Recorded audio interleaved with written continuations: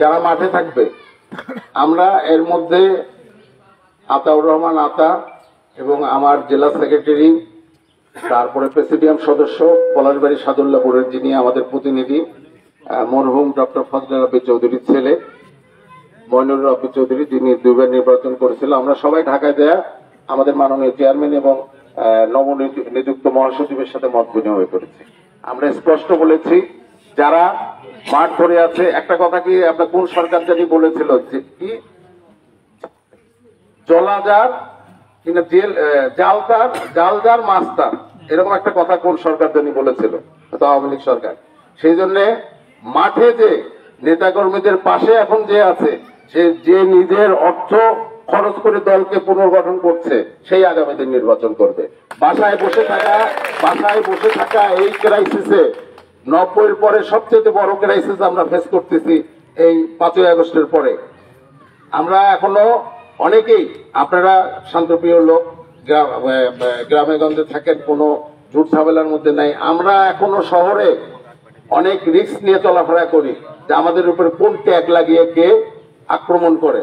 শুধুমাত্র আমাদের পায়ের তলার মাটি শক্ত বলে কোনো বেটাই সাহস পায় না। তাই আমি বলছি আগামী দিনে তারাই নমিনেশনের দৌড়ে এগিয়ে যাবে। আমি মনে করি এটা আমাদের মাননীয় চেয়ারম্যানও বিবেচনা করবে। যারা এই দুর্দিনে, এই সমস্যার সময় নিজের অর্থ খরচ করে জাতীয় পার্টিকে ধরে রেখেছে, তারাই নমিনেশন পাবে। আপনারা কি বলেন? আপনারা একমত? তাই আমি মনে করি আপনারা এগিয়ে যান, সংগঠনকে শক্তিশালী করেন। ফেব্রুয়ারিতে নির্বাচন হোক আর না হোক, হলেও আমরা প্রস্তুত। না হলে নির্বাচন পিছিয়ে গেলে আমরা আমাদের দলকে পুনর্গঠন করার, শক্তিশালী করার আরো সময় পাবো। আমি তাই জেলা জাতীয় পার্টির সভাপতি হিসাবে আপনাদের কাছে আমি অনুরোধ রাখবো যে 39 বছর থেকে যারা জাতীয় পার্টির রাজনীতির সাথে সম্পৃক্ত, সে হোক গোলাম শহীদ রঞ্জুর লোক, হোক শাহ আলম মন্ডলের লোক, হোক আতাউর রহমান আতার লোক, বা অন্য যারা মুরব্বী আছেন, কাউকে বাদ দিয়ে সংগঠন করবেন না। এটা আমাদের সমস্যার, এটা ক্রাইসিসের সময়, সবাইকে নিয়ে করবেন।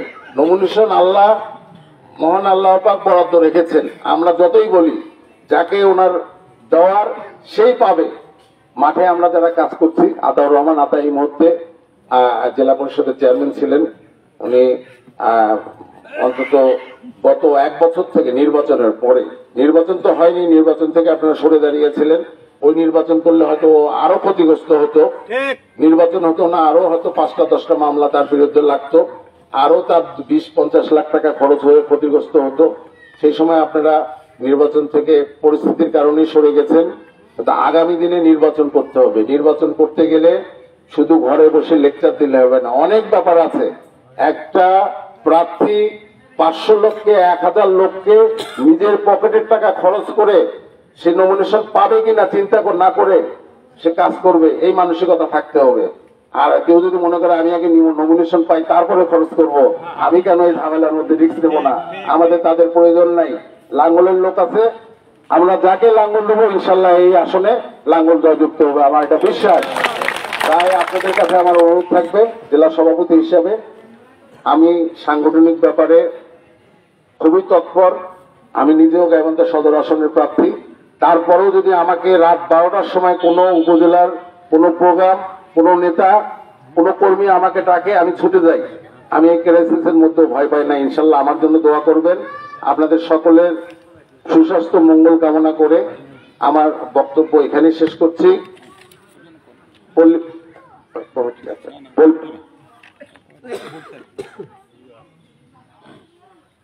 আমি অলরেডি বলছি, আতাউর রহমান আতা এই দুদিনে কাজ করছে। আল্লাহ তাআলা যদি তার লিখে রাখে ইনশাল্লাহ হবে। তবে আমি জেলা সভাপতি হিসেবে যারা মাঠে আছে আমি তাদের পাশে থাকবো। এতে অন্য কেউ অসন্তুষ্ট হলে আমার কিছু করার নেই। যারা এই দুর্দিনে মাঠে আছে তাদের মনোনয়ন পাওয়া, তাদের নেতৃত্বকে সুদৃঢ় করার জন্য আমি তাদের পাশে থাকবো, এইটুকু আপনাদেরকে কথা দিয়ে যাচ্ছি। আপনারা সবাই ভালো থাকেন। পল্লীবন্ধু এরশাদ অমর হোক। জাতীয় পার্টি জিন্দাবাদ। জিএম কাদের জিন্দাবাদ, জিন্দাবাদ।